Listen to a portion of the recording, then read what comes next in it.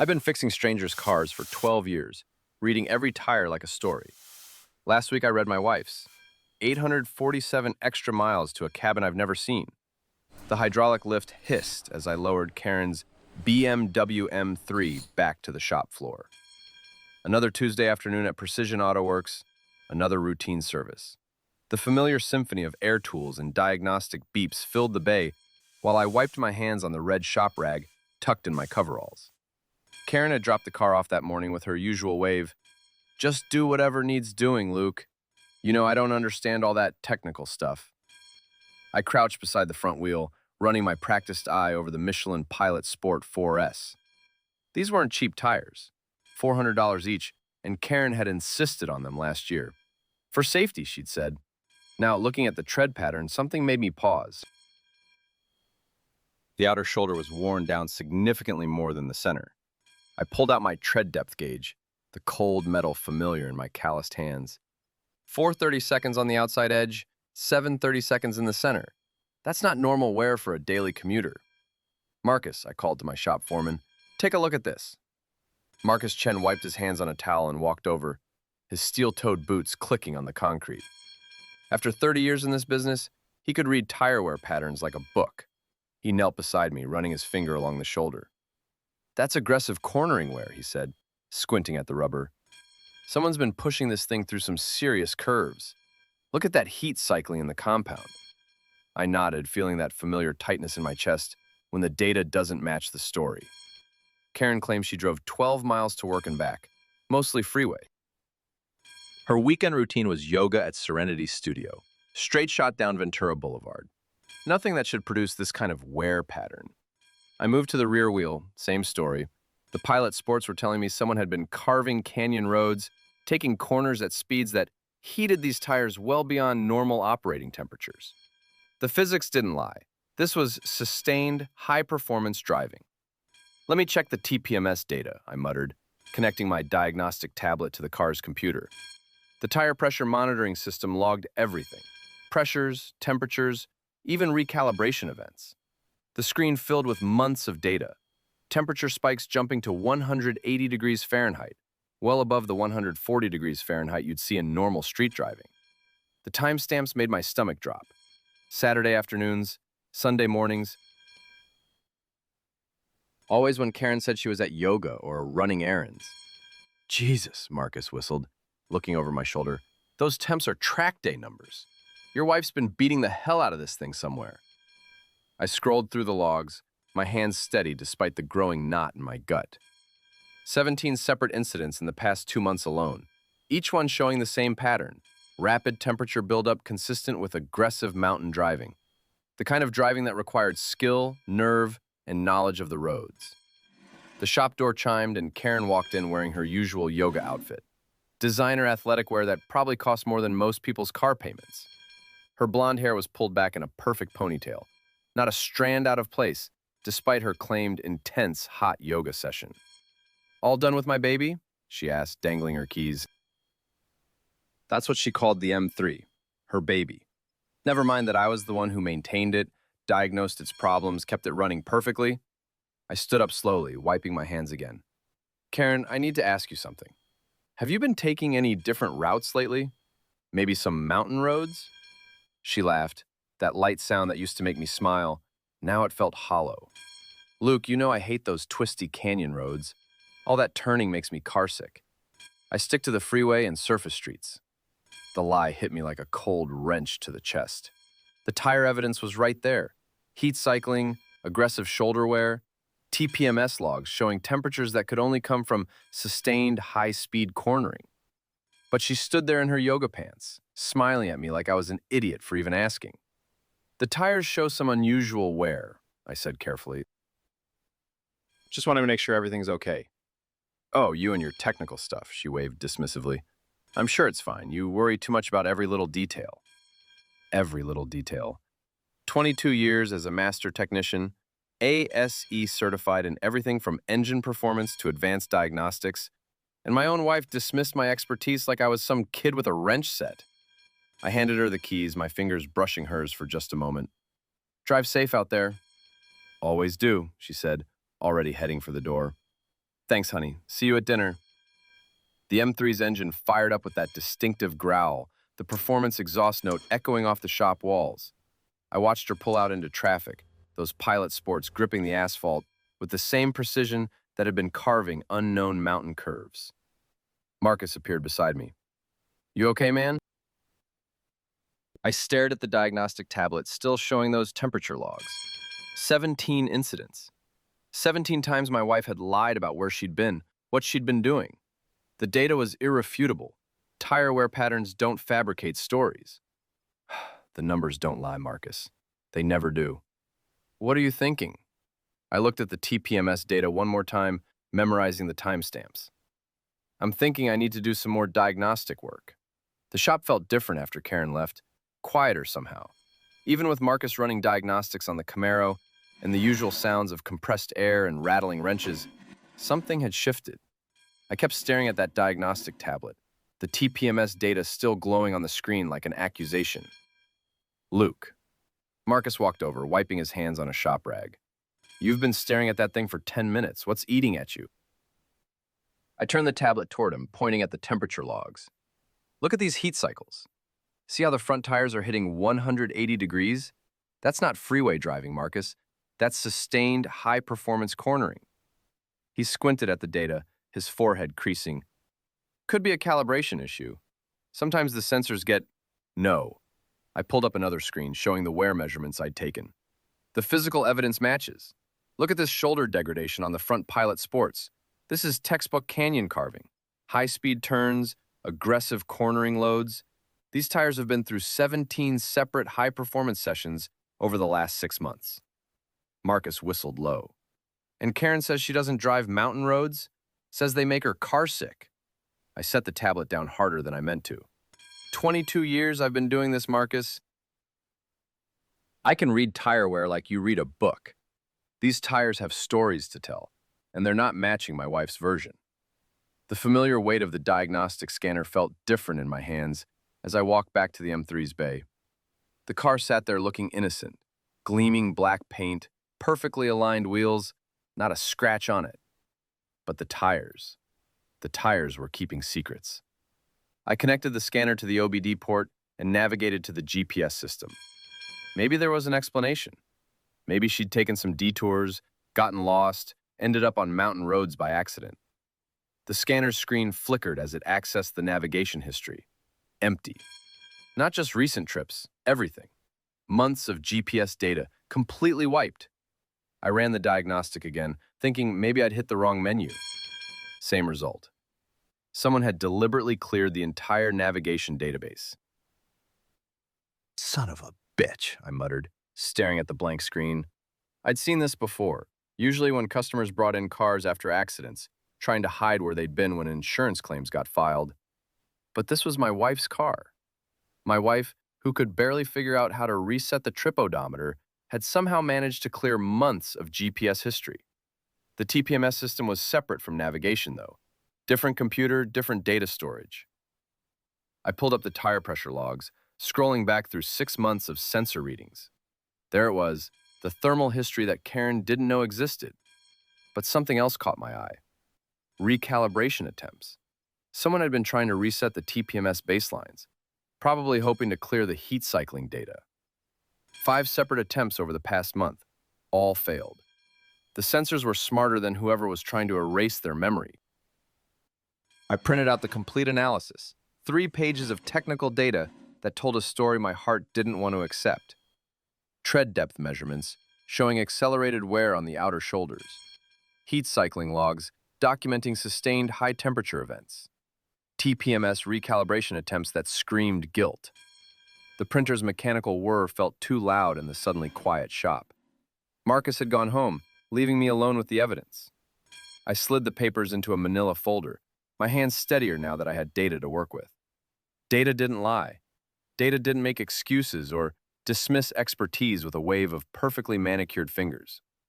Outside, the sun was setting behind the shop, casting long shadows across the parking lot. The fluorescent lights buzzed overhead, that familiar sound that had been the soundtrack to my career. But tonight it felt different. Tonight it felt like the sound of my marriage ending. I walked to my toolbox and pulled out the GPS tracker I'd bought 3 months ago for a client's stolen vehicle recovery case. Small black device, magnetic mount, 30-day battery life. I'd never imagined using it on my own wife's car, but the tire evidence demanded follow-through. If Karen was driving mountain roads, the tracker would show me where. If she was lying about yoga classes, I'd have coordinates and timestamps. The data would either prove my suspicions wrong or confirm what those pilot sports were already telling me. I locked up the shop, the tracker heavy in my pocket.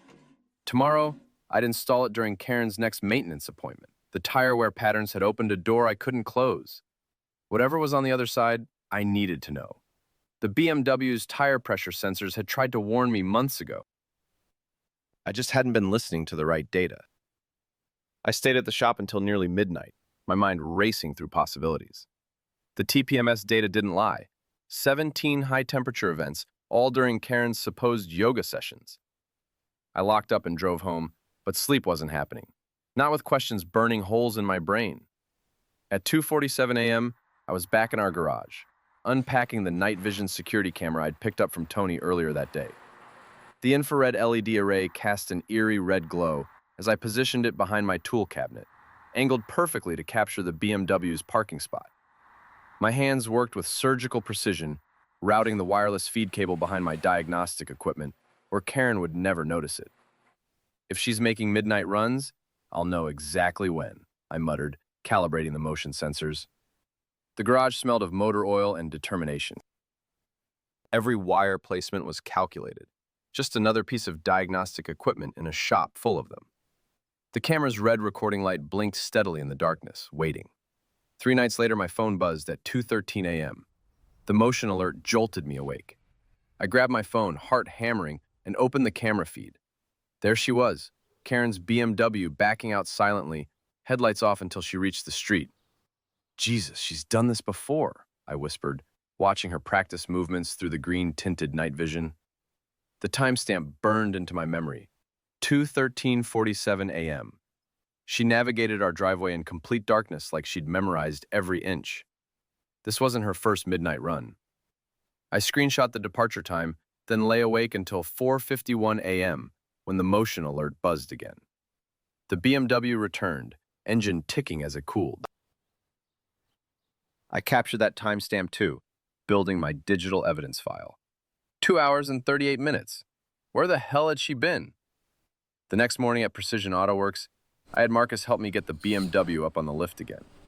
Under the high-intensity LED work lights, we examined those tires with fresh eyes. Look at this wear pattern, Marcus, I said, running my calipers across the tread depth. Outer edge down to 430 seconds, center still at 730 seconds. Marcus whistled low. That's aggressive cornering at speed. What kind of roads create this asymmetric wear? I traced the uneven surface with my finger. The shop's pneumatic tools hissed in the background, but I barely heard them. Not city driving. These patterns scream mountain curves taken fast. The tire compound showed heat stress indicators too, blue discoloration along the sidewalls that only came from sustained high temperatures. The evidence was literally written in rubber. Marcus, call Tony. Tell him to bring that mobile tire analysis equipment. I need to know everything these tires have experienced. 2 hours later, Tony Vasquez wheeled his diagnostic cart into my bay. The machine looked like something from a NASA lab. Sensors, cables, and a tablet display that would make the guys at the BMW dealership jealous. This telemetry reader will show us everything, Tony explained, connecting sensors to the wheel. Temperature history, G-force readings, pressure fluctuations, the works. The machine chirped and began streaming data. Heat maps appeared on the screen, showing temperature patterns across the tire surface. Then the G-force readings hit. Holy shit, I breathed. 1.2 lateral Gs sustained, tire temps reaching 220 degrees. Tony's expression grew serious as more data scrolled past. Luke, these aren't grocery store runs. This is performance driving, hard cornering, sustained high speeds. Your wife's been pushing this M3 to its limits. I spread canyon road maps across my workbench that afternoon, correlating the tire wear patterns with topographical data. Red circles marked potential routes matching the telemetry signatures: Mulholland Drive, Topanga Canyon, Canyon Ridge Road. all within her fuel range. These switchbacks would create exactly this wear pattern, Marcus said, pointing to the elevation changes on the Topanga route. The maps crinkled under my calloused hands as I measured distances with a compass. My coffee grew cold as I worked, the shop radio playing classic rock I didn't hear. My focus narrowed to the intersection of physics and geography, tire science revealing Karen's secret destinations. Somewhere in those mountains, she was living a double life. That night, the camera captured her third departure at 1:58 a.m. I watched live on my phone from our bedroom, Karen sleeping peacefully beside me. The BMW's brake lights flickered as she navigated the driveway in the darkness. "Where are you going, Karen?" I whispered to the glowing screen. My heart pounded against my ribs as I watched my wife's car disappear down Maple Street. She was getting bolder, leaving earlier each time. The house felt hollow around me, filled with lies and midnight secrets. Karen's breathing remained steady beside me, undisturbed by her doppelganger's nocturnal activities. But now I had timestamps. I had tire telemetry. I had proof she was lying. The question was, what was I going to do about it? I pulled my phone out the next morning, checking the tracker app while Karen showered upstairs. The little blue dot showed her exact route from last night, straight up Canyon Ridge Road to coordinates that made my chest tight. "Luke, have you seen my yoga mat?" Karen called from the bedroom. "Check the hall closet," I replied, my voice steady despite the bile rising in my throat. The GPS showed she'd stopped at mile marker 23 for 2 hours and 14 minutes. I zoomed in on the satellite view, a single structure nestled between oak trees, some kind of cabin. I waited until Karen left for her morning yoga class before driving to the shop. The tracker showed her BMW heading toward the city, not the mountains. At least she wasn't lying about everything. Marcus found me hunched over the computer in the diagnostic bay, cross-referencing property records with GPS coordinates. "You look like hell, Luke. When's the last time you slept?" "The cabin's at 1247 Topanga Canyon Road," I said, pointing at the screen. "Luxury rental. 3,000 square feet, panoramic canyon views, complete privacy." Marcus pulled up a chair, studying the property listing. "Monthly rental? $3,900 a month." The number hit like a punch. 12 months would be $46,800. Jesus! That's more than most people make in a year. I pulled up our joint banking statements, fingers moving across the keyboard with mechanical precision. "Look at these withdrawals, March through November. Same amount, same date every month." The evidence laid itself out in neat rows of debits. $3,900 on the 15th of every month for 8 months. Our savings account, the one we'd built for Emma's college fund, systematically drained. "She's been paying for this place with our money," I whispered. "Our daughter's education fund." Marcus leaned back in his chair. "Luke, you need to think about what you're going to do with this information." I stared at the property photos, floor-to-ceiling windows, stone fireplace, king-size bed with mountain views, the perfect romantic hideaway. My hands clenched into fists, grease under my nails suddenly feeling like evidence of my own inadequacy. "I need more proof," I said finally. "The GPS tracker, the tire data, the financial records, it's all circumstantial. What more do you need? She's lying, she's stealing, and I need to see it." The words came out harder than I intended. I need irrefutable proof. That afternoon, I installed a second GPS tracker on Karen's BMW. This one went under the rear bumper, behind the exhaust heat shield where the heat would mask its electronic signature. My hands shook slightly as I secured the magnetic housing with industrial adhesive. The garage smelled of WD-40 and betrayal. 30-day battery life, real-time tracking, cellular connectivity. I tested the signal strength twice before the device's green LED pulsed once and went dark. Karen's BMW sat innocently above me on the lift, chrome exhaust tips reflecting my work light. She'd never find this tracker during casual inspection. My thoroughness bordered on obsession now, every angle covered, every possibility anticipated. "Luke?" Karen's voice echoed through the shop. "Are you in there?" I slid out from under the car, wiping my hands on a shop rag. "Just finishing up your brake inspection." She stood in the doorway wearing yoga pants and a sports bra, hair pulled back in a ponytail. Beautiful. Lying, thieving, beautiful. "Find anything wrong?" she asked, that same dismissive tone she always used about car stuff. "Nothing I can't handle," I replied, lowering the BMW to the ground. The irony wasn't lost on me. At 2:47 a.m., my phone buzzed with a GPS alert. Karen's BMW had stopped moving. I checked the coordinates: 34.0522 degrees north, 118.6437 degrees west. Canyon Ridge Road, mile marker 23. I pulled up Google Earth on my laptop, zooming in on the exact location. The cabin sat like a guilty secret among the trees, its deck lights visible even in the satellite imagery. The GPS dot remained stationary. 2 hours and 14 minutes. I screenshotted every update, timestamping each piece of evidence. The digital breadcrumbs of my wife's double life, archived with forensic precision. The cabin's isolation explained everything. No witnesses, no neighbors, perfect for secret meetings. I studied the property layout, memorizing access roads and escape routes. If I was going to confront this, I needed to understand the terrain.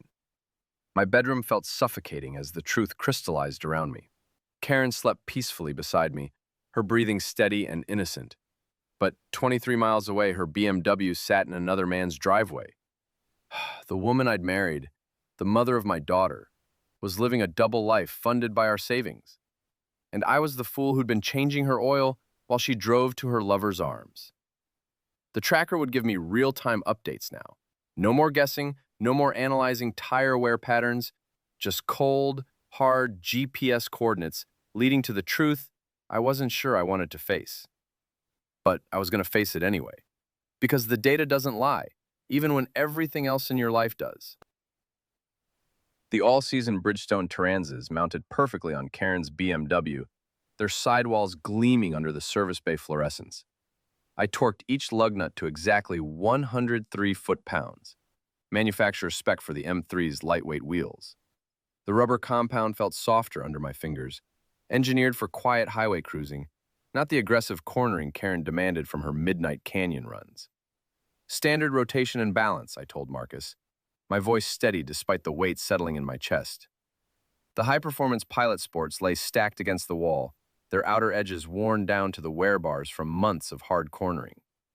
Mathematical proof of her deception, carved in rubber. Marcus Chen watched me recalibrate the tire pressure monitoring system, his weathered face grim. 23 years we'd worked together. He knew when I was planning something. "You sure about this path, Luke?" I set the TPMS to 34 psi, optimal for comfort, masking the grip reduction that would come. She cleared the GPS logs, but she can't hide from physics. Those all seasons will hold, until they don't. The shop smelled of tire rubber and hydraulic fluid, familiar scents that usually calm me. Not tonight. Tonight, they reminded me of the trap I was setting for my own wife.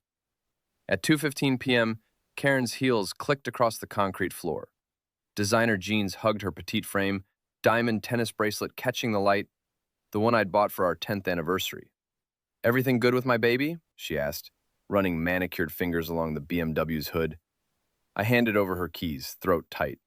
Fresh rubber, properly balanced. Should feel smooth as silk. She didn't notice the tire sidewalls lacked the aggressive tread pattern.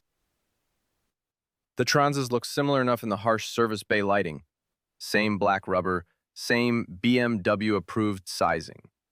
But where the Pilot Sports had razor-sharp blocks designed to bite into asphalt, these had rounded shoulders meant to roll quietly down suburban streets.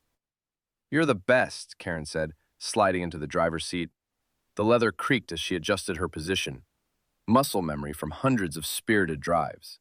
She gunned the engine, and exhaust echoed off the shop walls. I could see it in her eyes, that familiar hunger. She was already planning another midnight run.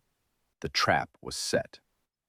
That evening, I installed a secondary GPS tracker deep in the BMW's wheel well, my fingers working by feel in the darkness. The device nestled against the suspension mount, invisible unless someone knew exactly where to look. Cool night air carried the scent of motor oil and sage from the distant mountains. Marcus held his flashlight steady, the beam cutting through shadows under the car. "Those all seasons won't give her any warning," he whispered. "Pilot Sports break away gradually. These will just let go." My jaw set as I clicked the tracker into place. She made her choice when she started stealing Emma's college fund. Now physics gets to vote. At 11:47 p.m., my phone buzzed. Karen's BMW was moving. I watched the GPS dot navigate through residential streets toward the canyon entrance, my pickup truck staying 2 miles behind with headlights off. The route was memorized from studying her previous runs. Left on Mulholland, right at the scenic overlook, then the twisting climb up Canyon Ridge Road. The night air tasted of anticipation and sage. My hands gripped the steering wheel, knuckles white in the dashboard glow. Each turn took her closer to the hairpin curves where grip mattered most, where cornering forces would exceed what those comfort-oriented tires could handle. The GPS showed her BMW climbing at aggressive speeds, 45 miles per hour through turns posted for 25. I parked at a scenic overlook, watching distant taillights carve through darkness like a deadly ballet. My breath fogged in the cold mountain air. The math was unforgiving. The Turanzas were rated for 0.85 grams lateral grip compared to the Pilot Sport's 1.3 grams. She didn't know, couldn't know. In her mind, she was driving the same car she'd conquered these roads with dozens of times before. "Come on, Karen," I whispered to the GPS screen. "Show me what those all-seasons can really do."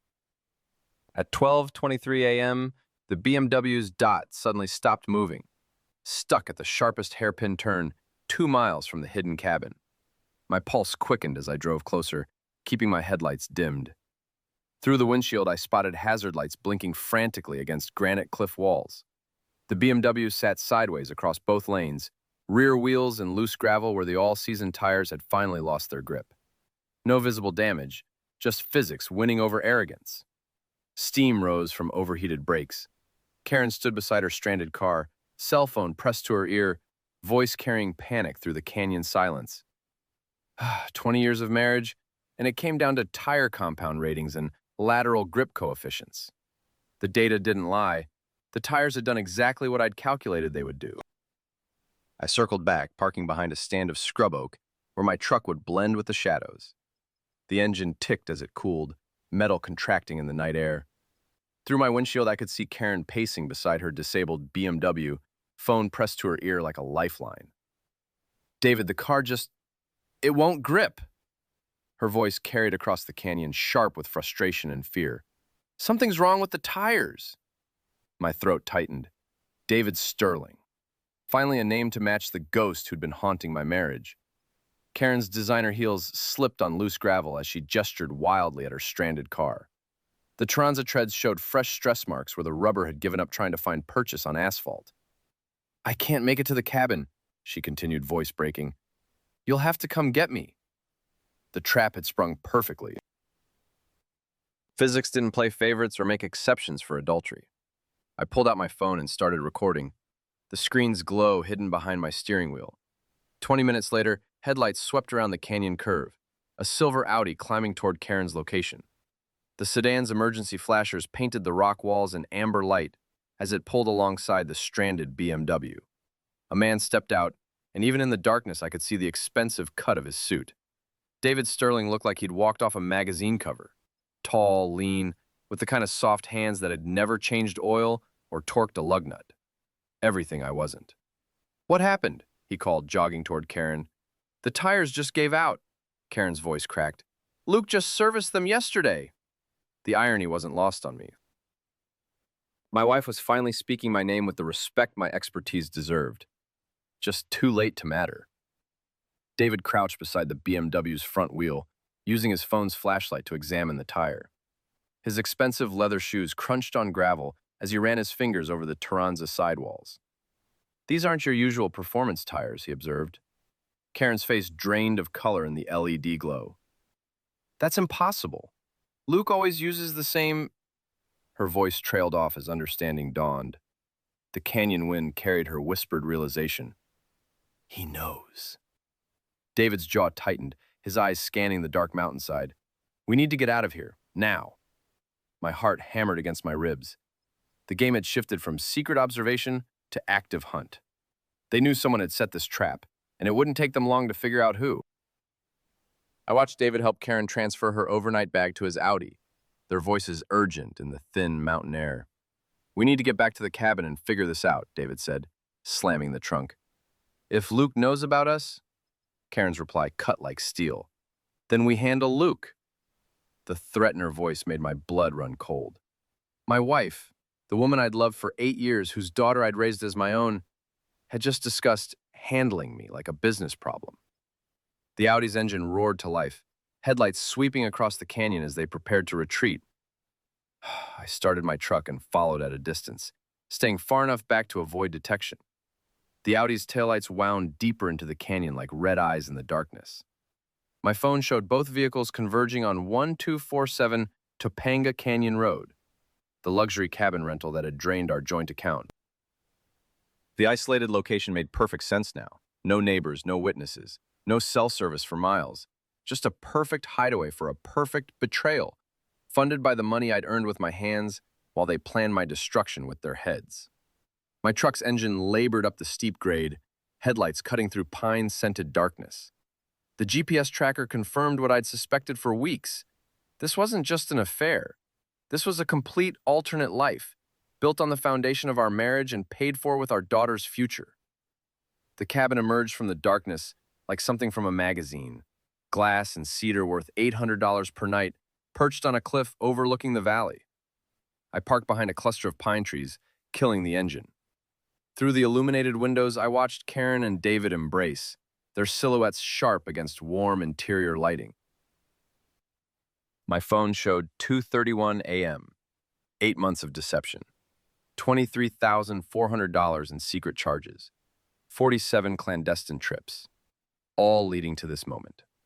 I checked my recording equipment one more time, scrolled through the evidence files on my phone, bank statements, GPS logs, tire telemetry data, text message records. Everything I needed to end this marriage on my terms. Tomorrow, the confrontation would begin. Tonight, I gathered the final pieces of proof that would ensure Karen and David Sterling learned what happened when you underestimated a master technician's attention to detail. The data didn't lie, and neither would I. Through the pine branches, I watched them moving inside the cabin. Karen paced by the windows, her silhouette sharp against the warm light. David sat hunched over what looked like a laptop, his expensive suit wrinkled from the canyon rescue. The recorded conversation played back in my head. Then we handle Luke. I checked my phone. 3:47 a.m. The GPS tracker showed Karen's BMW still parked beside the cabin, cooling down from its failed attempt at the hairpin turn. Those all-season Turanzas had performed exactly as I'd calculated. Safe for normal driving, catastrophic for performance cornering at 0.85 G lateral force. My truck's engine ticked as it cooled. The mountain air carried the scent of pine needles and cooling brake pads. Karen's BMW sat at an angle against the guardrail, front wheels turned hard left from her desperate attempt to maintain speed through the turn. The physics were beautiful in their simplicity. High-performance pilot sports could have handled that corner at 45 miles per hour. All seasons started sliding at 32. 23 years in automotive diagnostics, and I'd never run a test this personal. I stepped out of the truck, boots crunching on gravel. The tablet in my hand contained 8 months of evidence: GPS logs, tire pressure data, temperature readings, wear pattern analysis. Every canyon run documented with mechanical precision, every lie exposed by physics. The cabin door opened as I approached. Karen appeared in the doorway, her designer yoga outfit replaced by jeans and a sweater. Behind her, David Sterling straightened his tie. Soft hands, manicured nails, the kind of man who'd never changed his own oil. "You came," Karen said, her voice hollow. I held up the tablet. Michelin Pilot Sport 4S, 312% accelerated wear on outer edges. Consistent with high-speed cornering at 0.8 G lateral force. The screen showed tire telemetry data overlaid with GPS coordinates. 47 trips to 34.0928 minus 118.6081. This cabin. Karen's face drained of color. David moved protectively in front of her, his investment advisor confidence cracking. "Look, we can explain this." I ignored him completely. Physics already did. The porch light illuminated Karen's trembling hands as I scrolled through months of data. Tire pressure monitoring system shows consistent overheating patterns. Temperature spikes every Tuesday and Friday. 2:30 p.m. departure, 6:15 p.m. return.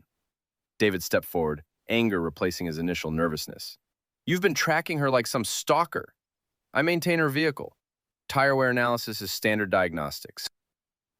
I showed them GPS logs overlaid with tire temperature data. March 15th, first canyon run. Tire temps hit 180 degrees Fahrenheit. Today, all-season compounds failed at the same turn. Karen sank onto the cabin steps, finally understanding she'd been outmaneuvered by automotive expertise. The mountain silence stretched between us, broken only by the distant hum of traffic far below in the valley. You sabotaged my car, she whispered. I shook my head. I performed standard tire rotation and replacement. All seasons are perfectly safe for normal driving. 8 years of suppressed hurt crept into my voice. You chose to drive aggressively on inadequate tires. David's expensive watch glinted as he checked the time nervously.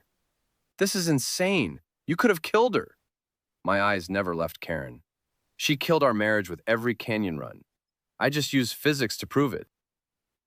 The cabin's windows reflected our fractured triangle.